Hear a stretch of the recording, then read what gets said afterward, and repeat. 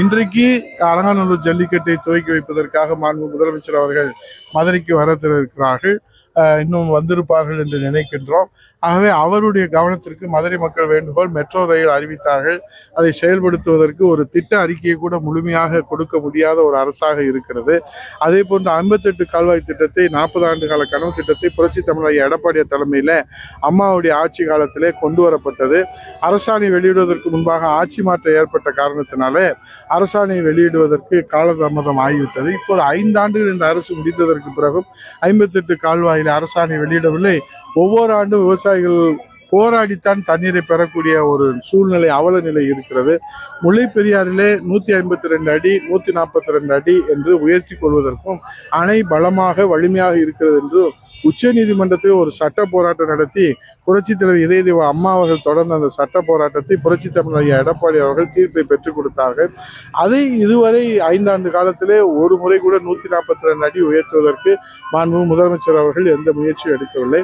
அதே போல அலங்காநல்லூர் கூட்டுறவு சர்க்கரை ஆலை மதுரையின் அடையாளமாக இருக்கக்கூடிய சர்க்கரை ஆலை, அதை புறணமைத்து இயக்குவதற்கு புரட்சி தலைவர் மன்னாதி மன்னன் மக்கள் திலகம் அவருடைய வழித்தோன்றலாக அம்மாவுடைய வழித்தோன்றலாக இருக்கிற கருணையின் வடிவம் முதலமைச்சராக புரட்சி தமிழர் எடப்பாடி அவர்கள் 23 கோடி ரூபாய் மாணிக்கம் சட்டமன்ற உறுப்பினராக இருக்கிற போது, நான் வருவாய்த்துறை அமைச்சராக இருக்கிற போது அந்த மக்களுடைய கோரிக்கையை எடுத்து சென்று 23 கோடி ரூபாய் புனரமைப்பதற்காக அதை பெற்றுக் கொடுத்தோம்.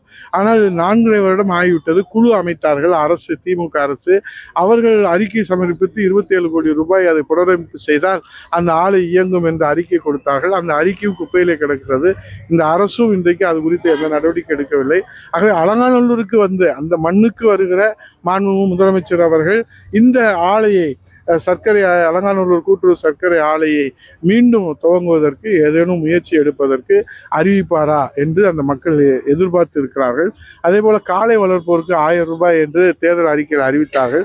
அது அவர்கள் இந்த மேடையில் அறிவிப்பார்கள். ஏன்னா இதோடு இந்த ஆட்சி முடிய போகுது, முடிவுரை எழுத போகிறார்கள். அடுத்த ஆட்சி புரட்சி தமிழர் எடப்பாடி ஆட்சி தான் மலர இருக்கிறது. இரட்டையருடைய ஆட்சி தான் மலர இருக்கிறது. ஆகவே மாண்பு முதலமைச்சர் அவர்கள் அவருக்கு இருக்கக்கூடிய அந்த வாய்ப்பை பயன்படுத்தி அவர் கொடுத்த வாக்குறுதிகளை கொடுப்பாரா? அதே போல 5000 ரூபாய் தருகிறேன் என்று அன்றைக்கு சொன்னார்கள். ஆனால் முதலமைச்சர் பதவி கையிலே வந்ததுக்கு பிறகு அந்த 5000-ஐ மறந்துவிட்டு இப்போது 3000 தான் கொடுக்கிறார்கள்.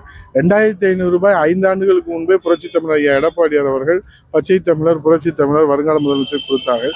ஆக ஆண்டுக்கு 100 ரூபாய் வீதம் 5 ஆண்டுகளில் 500 ரூபாய் தான் இன்றைக்கு பொங்கல் பரிசாக அவர்கள் வழங்கியிருக்கிறார்கள். அவர் சொன்ன 5000 கொடுக்காமல் 500 ரூபாய் கொடுத்திருக்கிறார்கள். 2500 ஏற்கனவே நாங்கள் புரட்சி தமிழர் எடப்பாடியார் அவர்கள் அம்மாவுடைய ஆட்சி காலத்தில் கொடுக்கப்பட்டது. ஆகவே கொடுத்த வாக்குறுதிகளை எல்லாம் காட்டிலே பறக்க விட்டு இங்கே கொடியசைப்பதற்கு வருகை தந்திருக்கிற முதலமைச்சர் அவர்கள் இன்றைக்கு அலங்காநல்லூர் ஜல்லிக்கட்டை துவக்கி வைப்பதற்காக மாண்பு முதலமைச்சர் அவர்கள் மதுரைக்கு வர இருக்கிறார்கள். இன்னும் வந்திருப்பார்கள் என்று நினைக்கின்றோம். ஆகவே அவருடைய கவனத்திற்கு மதுரை மக்கள் வேண்டுகோள், மெட்ரோ ரயில் அறிவித்தார்கள். அதை செயல்படுத்துவதற்கு ஒரு திட்ட அறிக்கையை கூட முழுமையாக கொடுக்க முடியாத ஒரு அரசாக இருக்கிறது.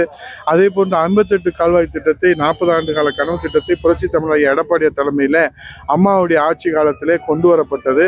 அரசாணை வெளியிடுவதற்கு முன்பாக ஆட்சி மாற்றம் ஏற்பட்ட காரணத்தினால அரசாணை வெளியிடுவதற்கு காலதாமதம் ஆகிவிட்டது. இப்போது 5 ஆண்டுகள் இந்த அரசு முடிந்ததற்கு பிறகும் 58 கால்வாயில் அரசாணை வெளியிடவில்லை.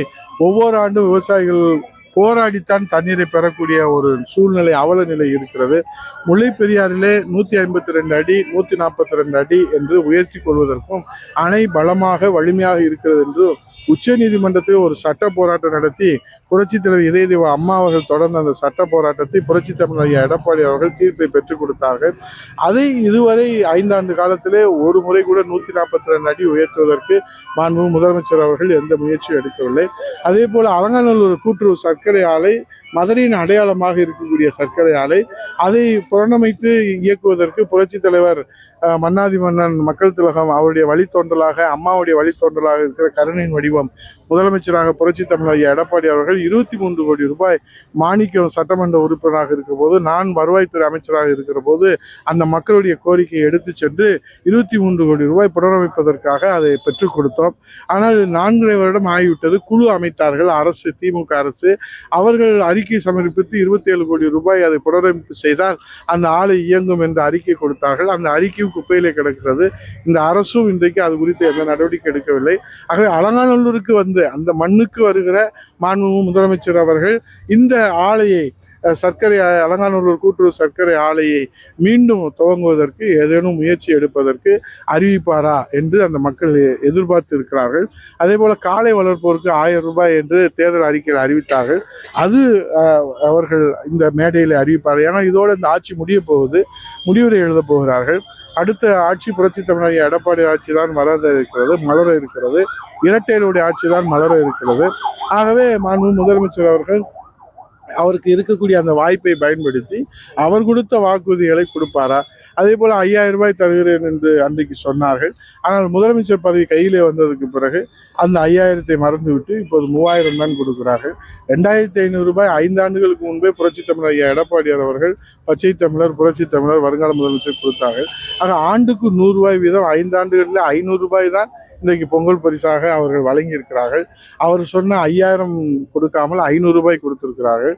2500 ஏற்கனவே நாங்கள் புரட்சி தமிழர் ஐயா எடப்பாடியார் அவர்கள் அம்மாவுடைய ஆட்சி காலத்தில் கொடுக்கப்பட்டது. ஆகவே கொடுத்த வாக்குறுதிகளை எல்லாம் காட்டிலே பறக்க விட்டு இங்கே கொடியசைப்பதற்கு வருகை தந்திருக்கிற முதலமைச்சர்